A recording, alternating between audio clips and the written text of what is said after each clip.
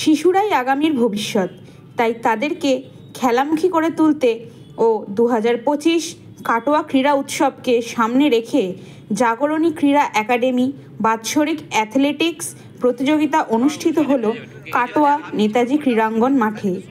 পূর্ব বর্ধমান জেলা sports and physical culture association সহযোগিতায় কাটোয়া জাগরণী ক্রীড়া একাডেমি পরিচালনায় 8 বছর বয়স থেকে 16 বছর বয়সী 90 জন ছেলে মেয়ে অংশগ্রহণ করেন।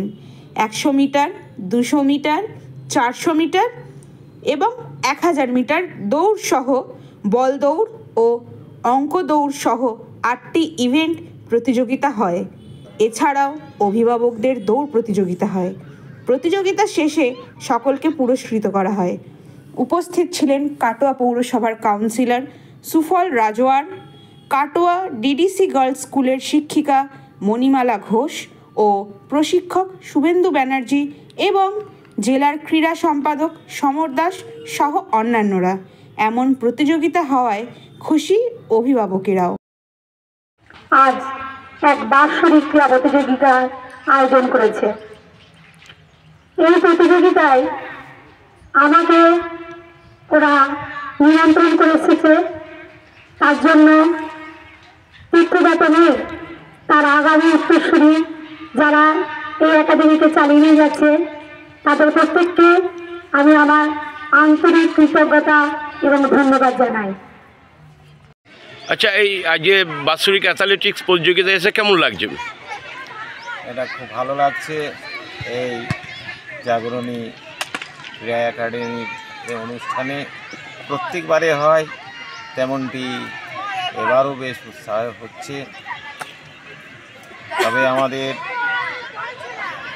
প্রাক্তন প্রধানমন্ত্রী মনমোহন সিংয়ের যে জীবন অবসান হয়েছে, এর মধ্যেও যে ছোট ছোট কচিকাচাদের নিয়ে যে বার্ষিক প্রতিযোগিতা,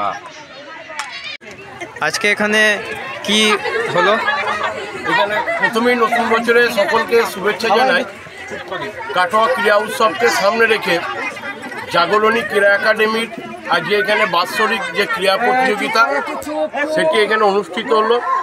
100 metre, 400 metre, 800 metre, 1000 metre, 3000 metre বল দৌড়, অঙ্ক দৌড় সহ মোট 8টি ইভেন্টে জাগরণী ক্রীড়া একাডেমির 90 জন ছাত্রছাত্রী আজকে এখানে অংশগ্রহণ করেছে। বিভিন্ন বয়স ভিত্তিক, যেখানে 8 থেকে 16 বছর বয়সে 5টি গ্রুপের প্রতিযোগিতা হয়েছে। 90 জন প্রতিযোগী অংশগ্রহণ করেছে। এইখান থেকেই যারা প্রথম এবং দ্বিতীয় স্থান পেয়েছেন তারাই আগামী দিনে কাটোয়া ক্রীড়া উৎসবে 19 জানুয়ারি 2025 যে কাটোয়া ক্রীড়া উৎসব অ্যাথলেটিক্স প্রতিযোগিতায় অংশগ্রহণ করবে।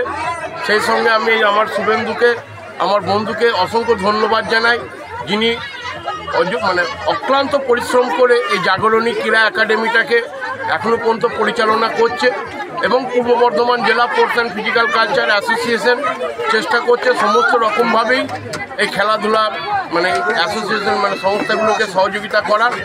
আগামী দিনে পূর্ব বর্ধমান জেলা sports and physical culture association নতুন বছরে কাটোয়া সহ বিভিন্ন জায়গায় আরও আমরা প্রশিক্ষণ শিবির করতে চলেছি।